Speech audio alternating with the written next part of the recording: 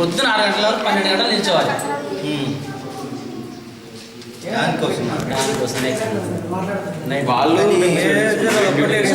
పైసలు రాలే కానీ కాదు, పని అంటున్నది, పని బాగానే ఉంది. ఈ నైట్ డ్యూటీ చేస్తారు వాడిని 12 గంటలు, పొద్దున్న లేవగానే కథం, లేవగానే వాడికి హాస్టల్ వచ్చి కాలు చూసుకోకపోతే అలసిపోవడము, డబ్బులు ఇస్తున్నారు. డబ్బులు ఇవ్వాలనే సమస్య లేదు, సఫిషియెంట్ మాత్రం సఫిషియెంట్ ఇస్తున్నారు. కరెక్టే, అది ఇవ్వడం కూడా కరెక్టే. రీజన్ ఒకటి ఇప్పుడు మా దగ్గర ఉన్నది, ఇది ఒక్క రూమ్ నడిపిస్తే నేను ఇలా మా దగ్గర 5,000 సంపాదిస్తున్నాను. నువ్వు 8 రూమ్లు మినిమం 6 రూములు కానీ 8 రూములు నడపాలి. నేను 12 రూములు నడుపుతా అంటాడే.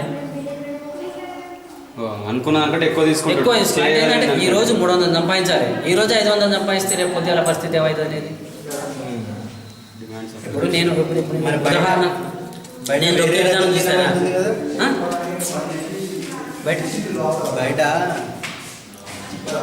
ఆత్మహత్యలు వేరే రకంగా వినబడుతున్నాయి కదా. ఇక వేరే రకంగా అంటే అది ఇంకోటి ఏంటంటే రకం ఒక్కొక్క రకం ఉంటుంది. ఇంకోటి జనరల్గా చెప్పాలంటే మా ఖాదీలో మాత్రం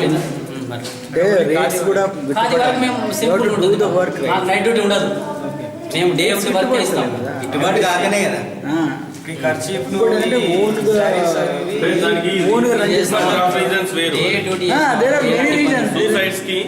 ఎప్పుడు ఒకే కారణం ఉండదు, ఎన్నో కారణాలు ఉంటాయి.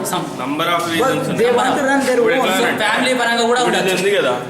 దీనికి కాస్ట్ ఆఫ్ ప్రోడక్ట్ అనేది పెరిగినప్పుడు ఏమవుతుంది, ఆటోమేటికల్లీ బయట సేమ్